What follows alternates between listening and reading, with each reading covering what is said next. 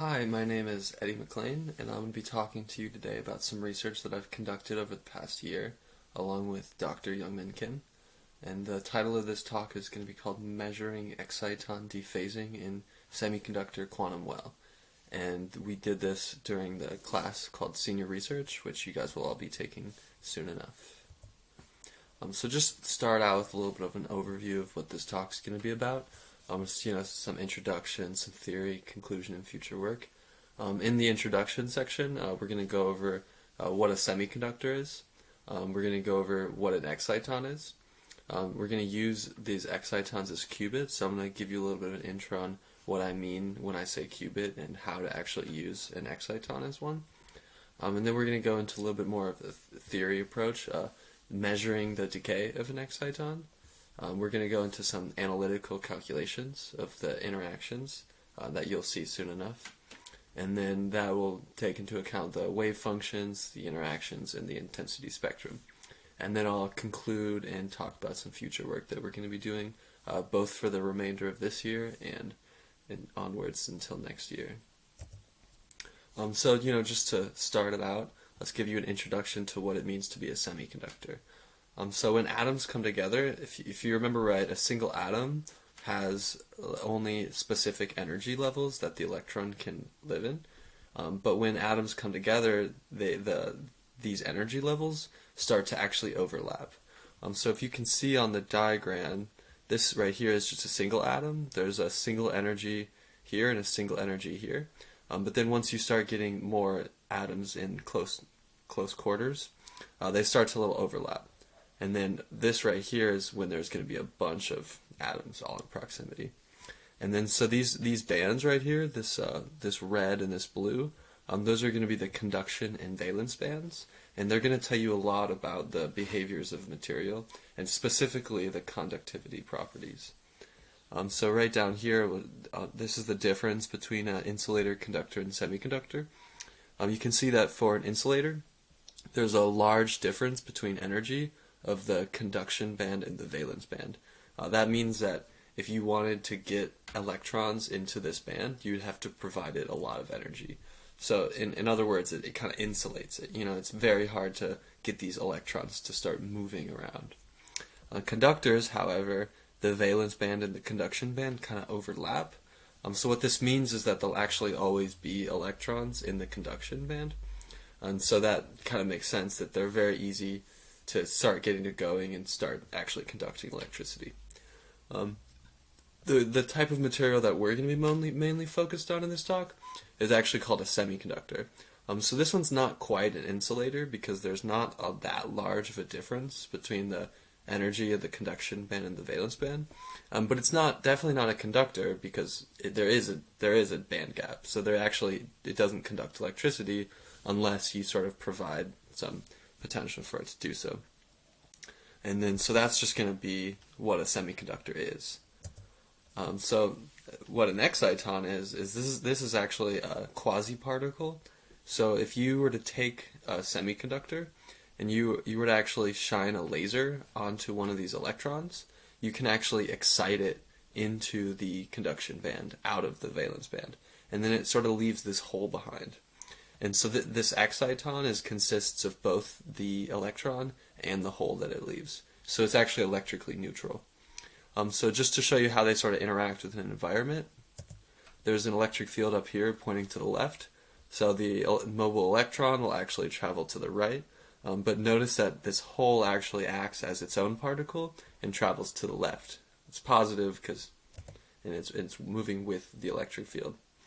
And then so if the electron falls back into the hole, it'll actually emit a wavelength of light that would be sort of reminiscent of the band gap between the conduction and the valence band. And this photon can actually be picked up by a spectrometer. And so you can actually know when the exciton decays. So you can actually use these excitons for quantum computing. This is sort of a very broad field, so just to get a little bit of an intro into it.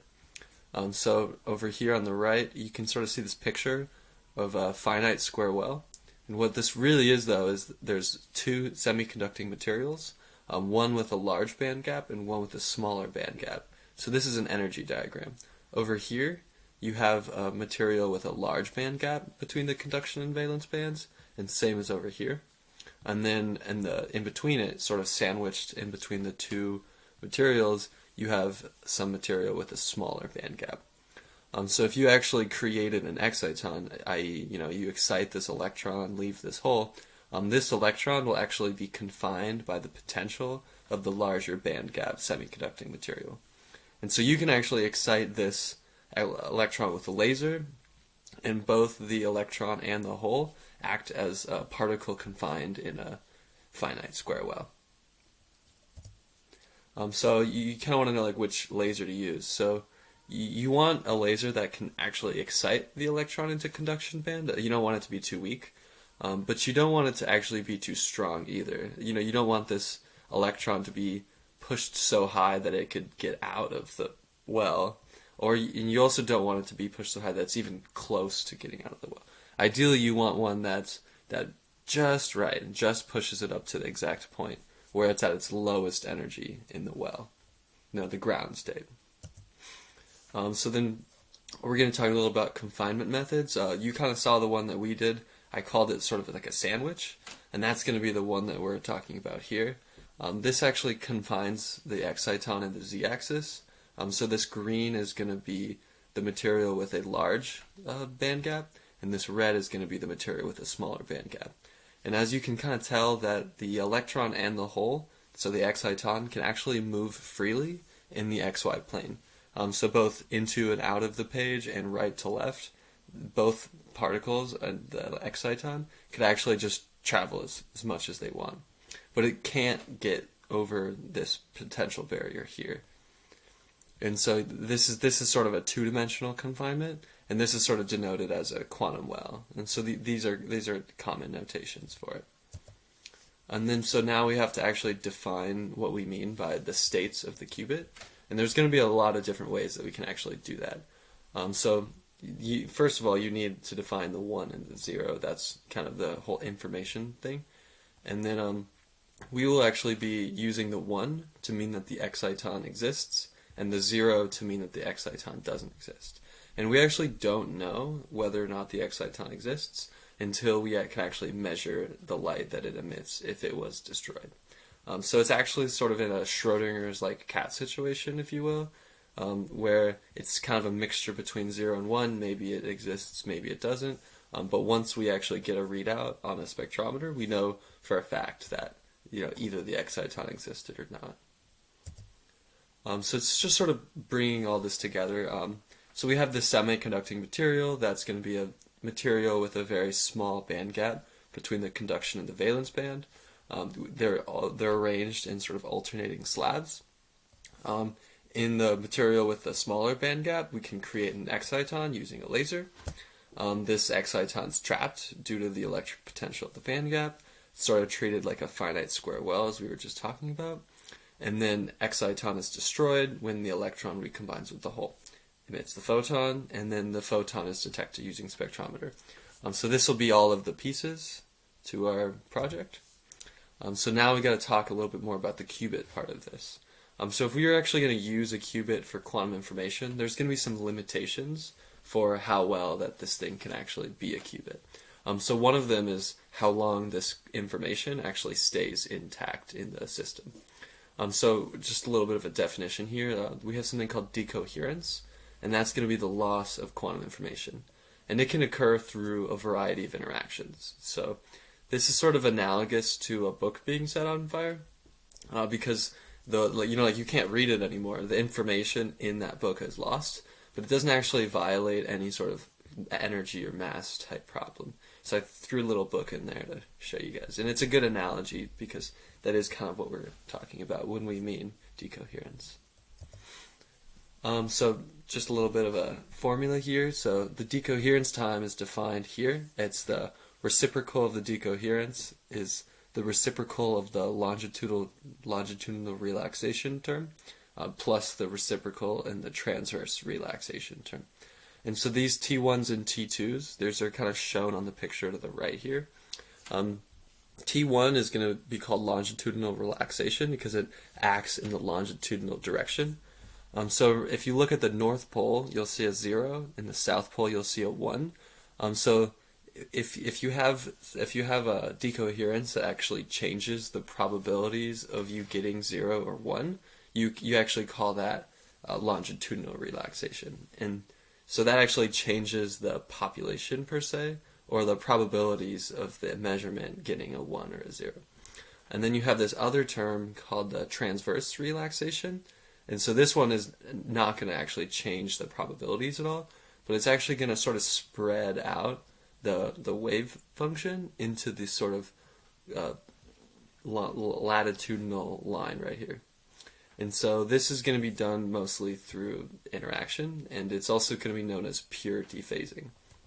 So those are the two different ways that something can become decoherent. So if you want to determine T1, this is mainly due to the time energy uncertainty principle. So that's just shown here. It's delta E, delta T is greater or equal to h bar over 2. What this really means is that if you have a particle that lives for some amount of time, this delta T here, and you don't know if it lived for 1 microsecond or 10 microseconds or 4 microseconds, you just know that it lived for some amount of time. You'll actually also get an uncertainty in the energy of that particle when it recombines. And so this is sort of a fundamental property of quantum mechanics. You guys might remember it from the class, or you might be looking forward to it in the class. It's kind of often talked about as sort of one of the weird properties of mechanics. But the main part that we're concerned about is that you actually can't get rid of it. There's no way you can choose a material that's better or worse at this. And so for this reason, it's often called natural broadening, and it's something that you're just going to have to deal with. There's no getting rid of it. And it's actually often much larger than T2, so it's the more dominant factor,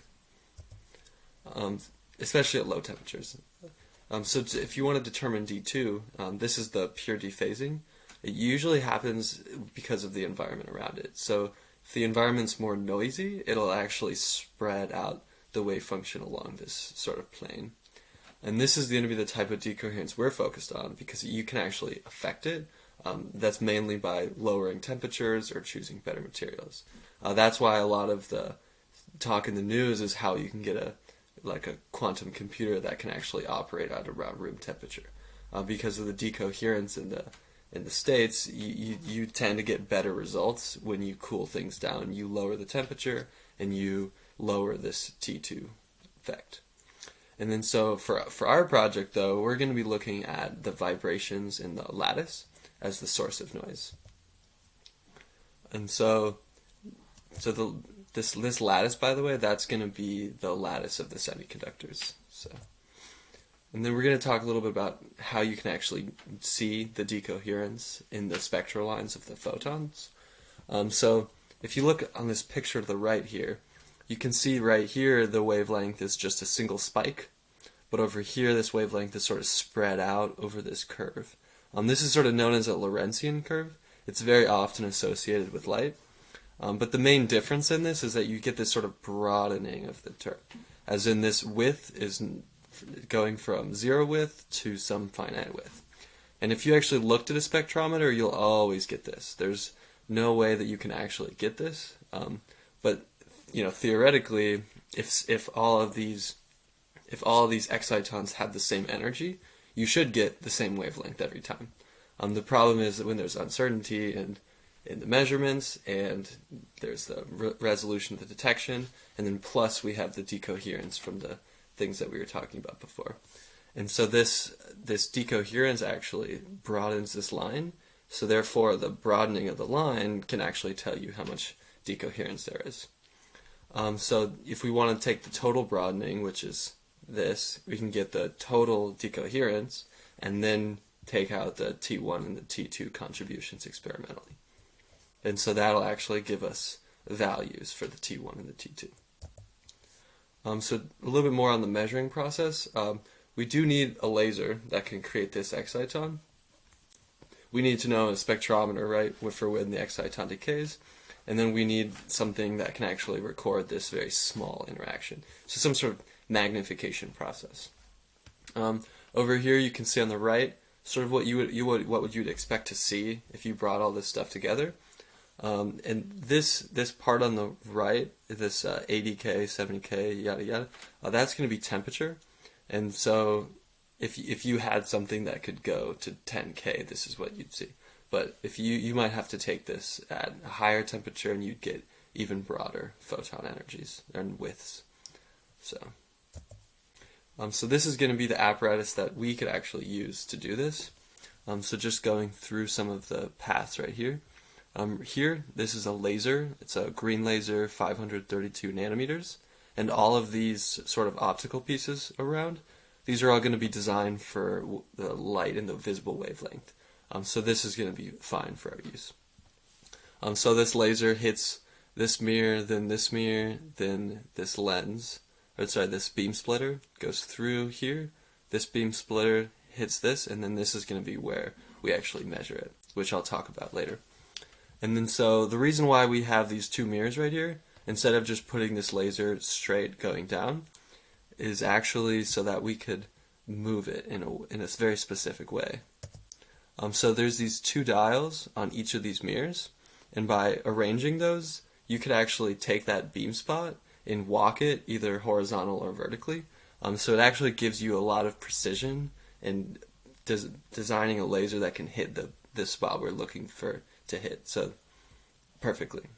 And this is just going to be a Gaussian wavefront laser, and right here it's going to be a pinhole, which is going to lower the space that the beam resides in. So the beam going in could be 1 millimeter by 1 millimeter across, and out it could go out by 0.1 millimeters and 0.1 millimeter across.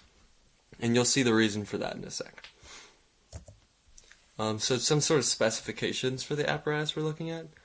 So it's designed to work best for the visible spectrum. The laser is a Gaussian wavefront beam. And then there's these two stages right here and right here. And those both have a dial reading, and it's 1 millimeter per revolution, and then 52 grooves per revolution. So you can actually get 19 micrometer precision. So that's kind of nice. And then you can't really talk about optics without talking about the diffraction limit. So this is just saying that if you focus a laser onto a point, that point will never actually be a point. There's going to be this sort of finite width of the beam, and that's going to be limited by the intensity of the laser and some other properties. So although we want to just turn this laser into a point and image the smallest of things, we actually can't do that. That's impossible. So now we're going to talk about the purpose of the movable stages. So this one on the left, right here, this holds the objective lens, and this one on the bottom holds the sample. And so we have light coming in here, getting focused onto this point as seen here. And then what we want is for this point to actually be hitting the sample perfectly. We don't want the sample to be hit right here, and we don't want the sample to be hit up here. We want the light to actually focus perfectly onto that sample. So this dial right here can lower this objective lens so that this is in the right plane, and then this dial right here can move the sample over here to get it to focus up. So this is just for calibration. Since we're dealing with things that are very small, you kind of want to be able to know that your light's hitting the right place. And so I'm going to give you a little bit of a description of how the imaging actually works.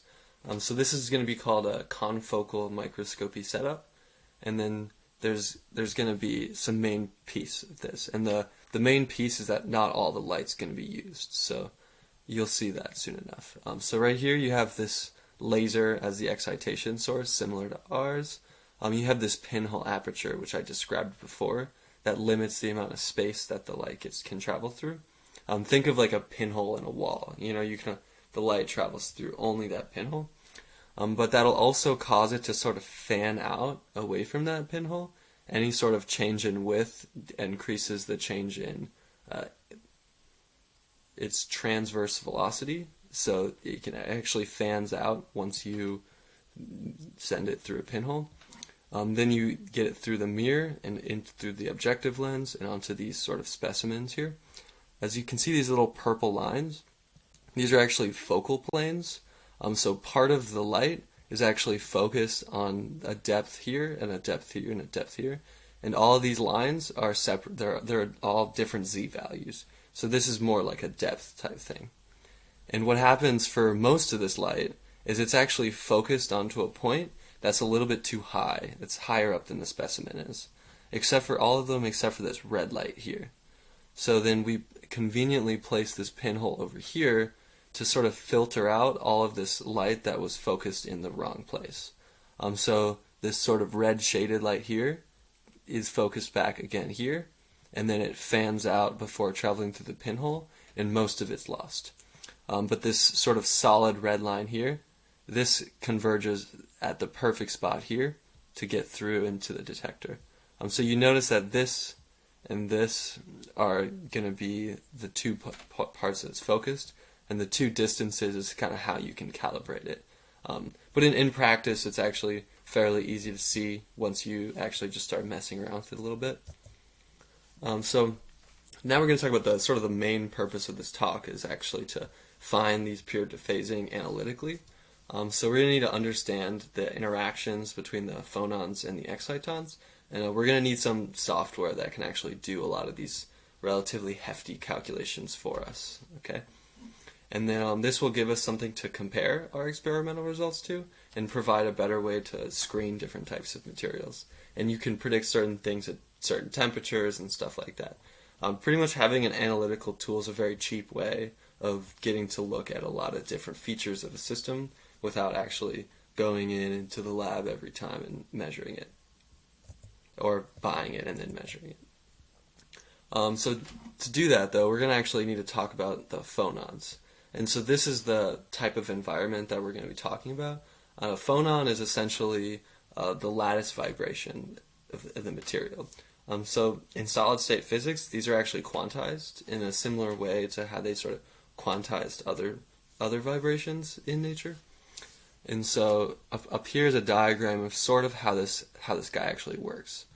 So you take this S atom right here, and you sort of say, okay, well, what's the force on it of it due to its neighbors? So what's the force on the S atom due to the S plus 1 atom, and what's the force on it due to the S minus 1 atom? And you write out Newton's law for this S particle, and then you sort of get m times the acceleration equals, it's a spring force because it's just an electrostatic approximated as a spring, and it's just the k value, which is the spring constant, times the position of the atom to the right minus the position of the atom. And then the forces to the left, so it's just minus k xs minus x minus I. So this is just spring force to the right, spring force to the left, equals some sort of acceleration of your s atom. And then you can assume that this xs is just a wave solution.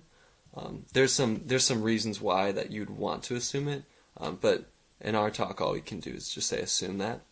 This omega here is going to be your angular frequency. This x naught is going to be your equilibrium place. This a is going to be the distance between the two atoms when they're all at equilibrium. So you can actually plug in this xs up here and take some derivatives, change the indices for this one and this one, and then you could actually solve all that for omega squared. And this gives you this formula right here. And so this formula is called the dispersion relationship. And it gives you a lot of information about how the phonon behaves and how the phonon is going to interact with others. So right here you can sort of see a graph of the dispersion relationship. So this is going to be the acoustic one, and you know that it's acoustic because when the wave number, the k, is equal to 0, the omega also approaches 0. This is known as the Brillouin zone, and if omega didn't approach 0 as k approached 0, you actually have an optical phonon, which we're not going to be focused about here. And so, again, omega is the angular frequency of the wave. K is just the number of oscillations per unit length. And this guy is going to be the common unit for solid-state stuff, so we're going to keep it like that. And then, just to show you some of the cool properties that you could predict with them, I have here the phase velocity and the group velocity. The phase velocity is just omega over k. The group velocity is just the derivative of omega with respect to k. And then omega can actually be approximated as linear around k of 0. So this is sort of known as the zero phonon line. And the fact that this omega is linear around k over 0 actually means that at low temperatures, the width of the spectral lines are actually going to grow linearly with respect to temperature. But as your temperature gets higher, you sort of enter this zone over here where it becomes nonlinear again. And then so we're going to talk about how do these phonons actually cause pure dephasing. So in general, there's two branches of phonons. So these are the optical ones. They're known as short wavelength phonons, and then the acoustic long wavelength phonons. And if you remember from before, this optical, the omega doesn't equal 0 as k approaches 0, and then for the acoustic, the omega does approach 0 as k approaches 0. And then so there are also modes actually that are either transverse waves or longitudinal waves. So what this transverse waves means is that the atom's displacement, remember the atoms in the lattice, have a displacement that's perpendicular to the wave velocity.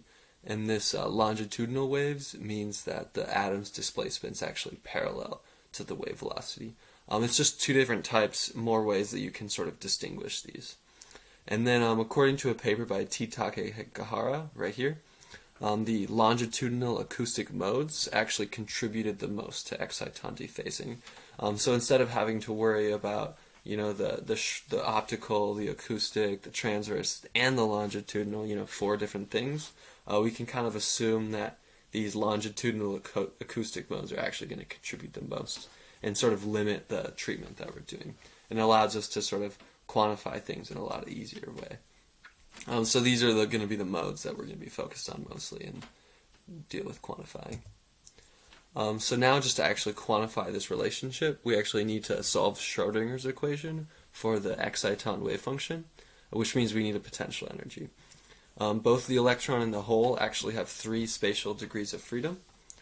So that's going to be kind of important soon enough. So we actually have 6 spatial degrees of freedom to work with in this system. And then we have the confinement in the z direction. This is just according to the step function here.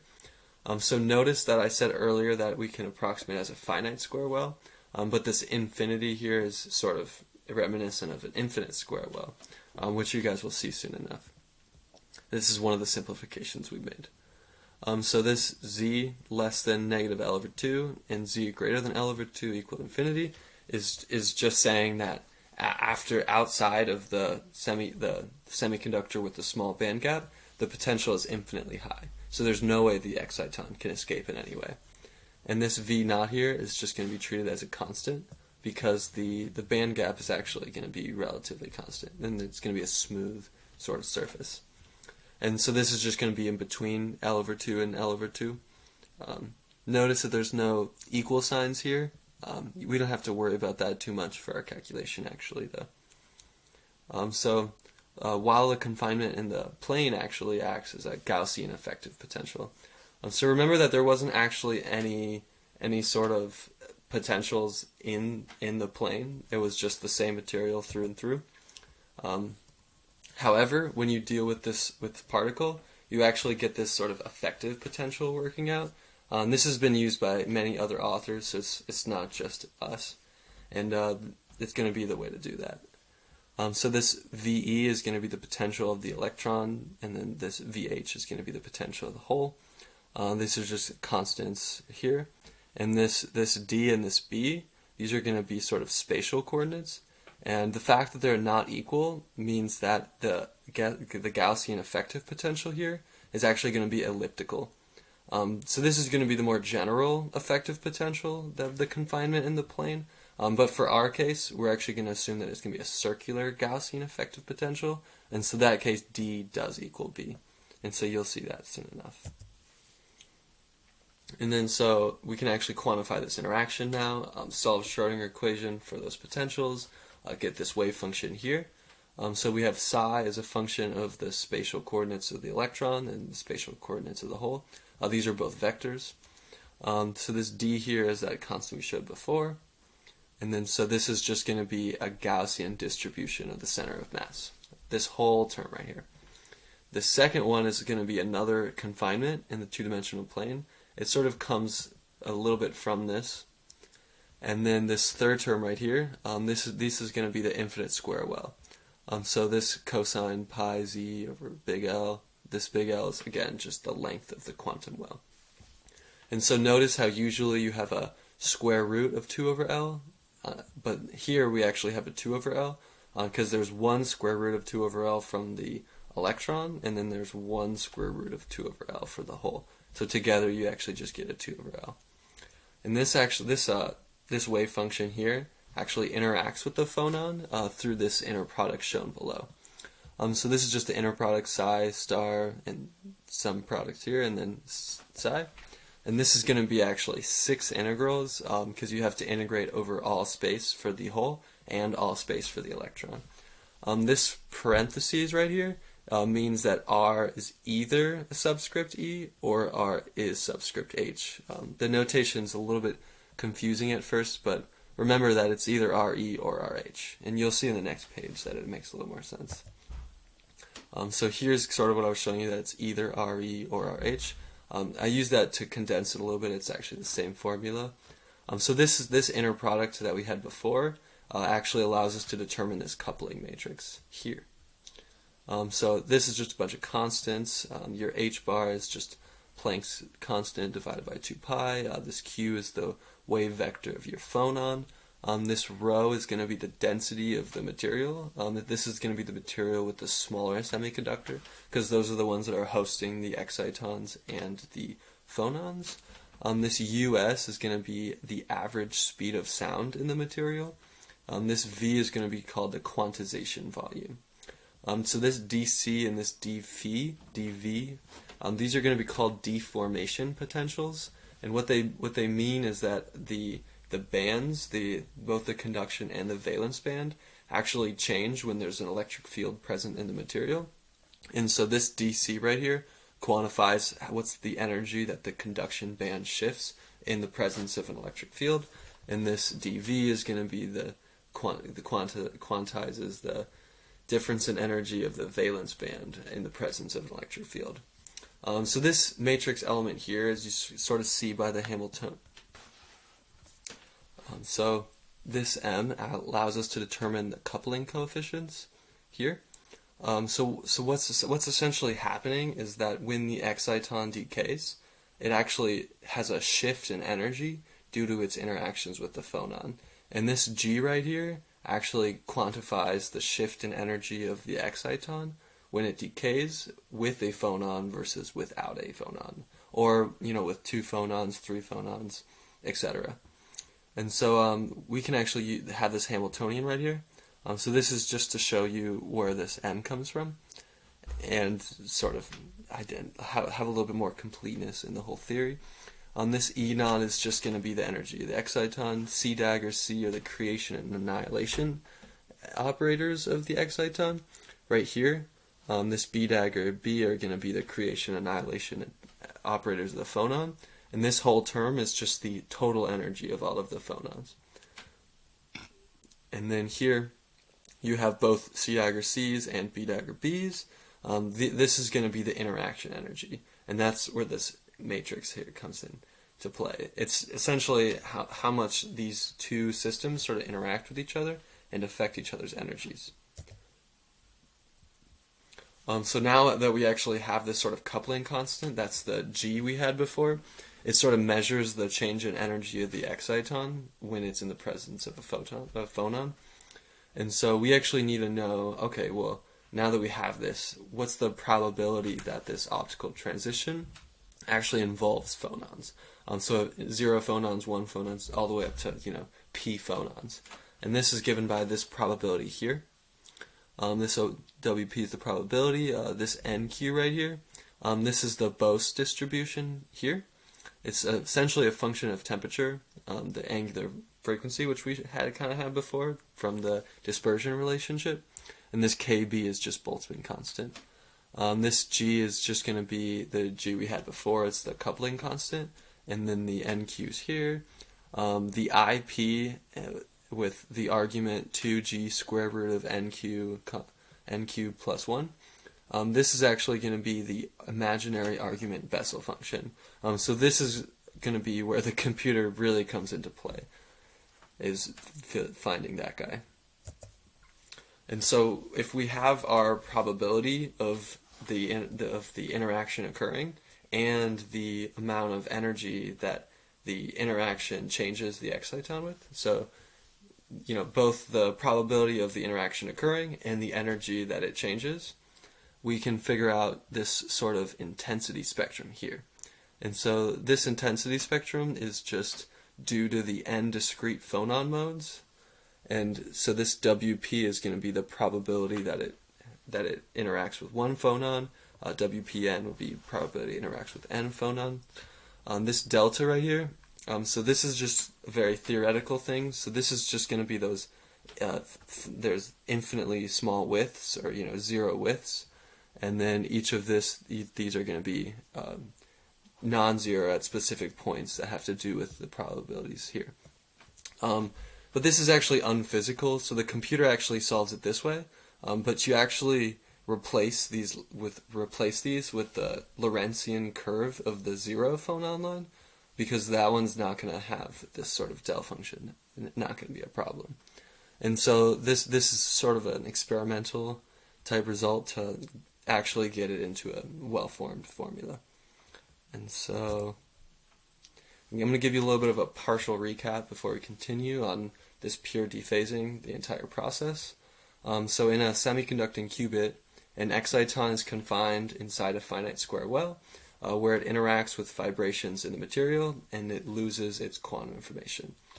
We can sort of use the wave function of the exciton and the interaction matrix. We can find this intensity function, and this shows the wavelength broadening of the optical transition.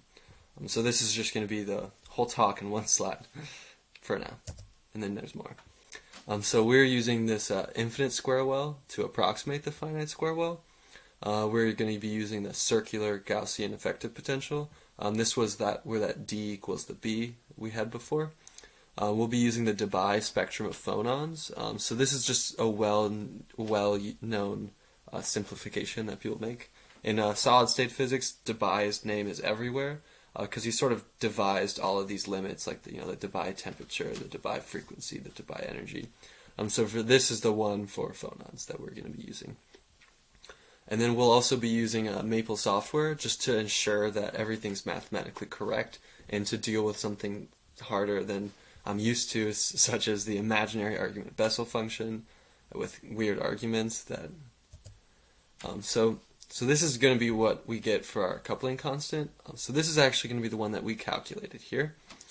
So there's two sorts of ways that we know that it's kind of on the right track. Yeah, so it's both 0 at q of 0, g of 0, and then this sort of longer on the right side, and then sort of straight up here, and then sort of slowly goes back down to 0.